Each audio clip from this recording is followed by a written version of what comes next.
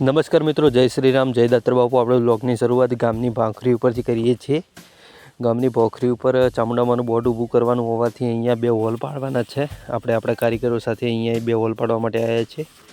મિત્રો આપણે જઈએ છીએ દોતીવાડા ડેમની અંદર, રામપુરાની અંદર આપણા કારીગરનું ખેતર છે, ત્યાં આપણે પાર્ટી કરવા માટે જઈએ છીએ મિત્રો, અને વિડીયો બનાવવા માટે ત્યાં જઈએ છીએ। હવે વ્લોગ પણ ચાલુ રાખવા છે ને નાના નાના કોમેડી વિડીયો પણ બનાવીને અપલોડ કરવા છે, જેથી આપણી યુટ્યુબ ફેમિલી મોટી થાય અને યુટ્યુબ ફેમિલી વધે ને સારી એવી આપણી યુટ્યુબ ફેમિલી બને, સબસ્ક્રાઈબર વધે, તે માટે આપણે મિત્રો આપણે ગાડી મૂકી કારીગરના ઘરે ને ટ્રેક્ટર લઈને નીકળી ગયા છીએ આપણે ડેમમાં જવા માટે।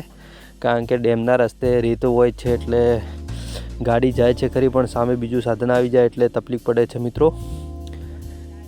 એટલે મિત્રો આપણે ટ્રેક્ટર લઈને જઈએ છીએ ડેમની અંદર। રામપુરા કરજાથી આપણા કારીગરો આવે છે, કારીગરના ખેતર ડેમની અંદર છે મિત્રો। સરસ મજાનું વાતાવરણ છે મિત્રો, ને આપણે જઈ રહ્યા છીએ ડેમની અંદર। મિત્રો આપણે ડેમની અંદર પહોંચી ગયા છીએ ને ડેમની અંદર ખેતીવાડી પણ થાય છે। અહીંયા બાજરી વાવે છે લોકો। ડેમનું પાણી સુકાઈ ગયું છે, થોડું થોડું પાણી છે એટલે લોકો અહીંયા બાજરી વાવે છે, અને બાજરીનું સારું એવું ઉત્પાદન પણ મળે છે, કારણ કે ડેમની અંદર સારું ખાતર ને સારું પાણી મળી રહે છે સારા પ્રમાણમાં। મિત્રો આપણે પાણીમાંથી પસાર થઈએ છીએ। એક સામાન્ય વહોળો ચાલે છે ડેમની, હેડે છે ડેમની અંદર।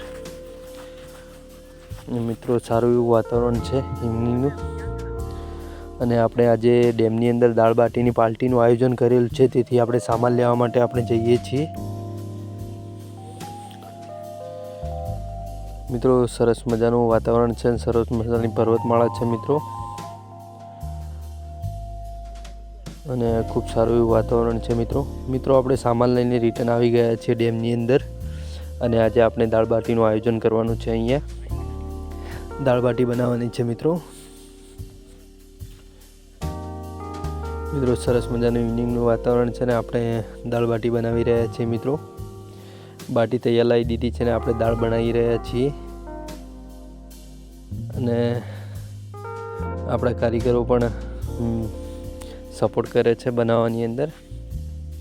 અને મિત્રો દેશી ખાવાની મજા જ કંઈક અલગ હોય છે।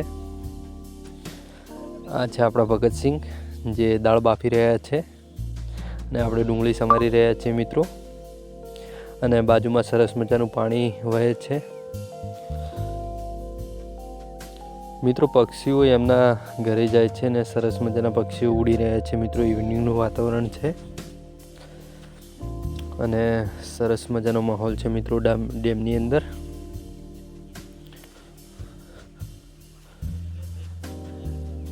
જય શ્રી રામ મિત્રો, જય દાતર બાપુ।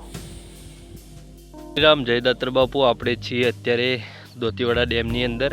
આપણા કારીગરો રામપુરાથી આવે છે, રામપુરા કરજાથી। એમના ખેતર અહીંયા ડેમની અંદર છે। આ તમને પાછળ જોવા મળે છે, આખો ડેમનો એરિયા છે, પણ અત્યારે પાણી સુકાઈ ગયું છે એટલે અહીંયા ડેમની અંદર ખેતી થાય છે, અને અહીંયા મોટા પ્રમાણની અંદર બાજરીનું વાવેતર થાય છે મિત્રો, અને સરસ મજાનો માહોલ છે, અને આપણે પાર્ટીનું આયોજન કરેલું છે। અહીંયા આપણે દાળ બાટીનું સરસ મજાનું આયોજન કરેલું છે મિત્રો, અને સરસ મજાનું પાણી પણ વહે છે મિત્રો અહીંયા બાજુની અંદર।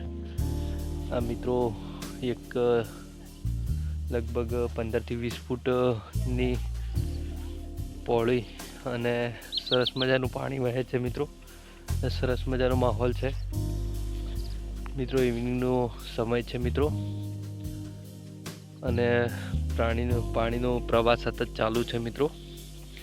સમય થયો છે મિત્રો, વાગે છે 7, અને આપણે દાળ બાટી બનાવી રહ્યા છીએ। વ્લોગને એન્ડ સુધી જોડાયેલા રહેજો મિત્રો।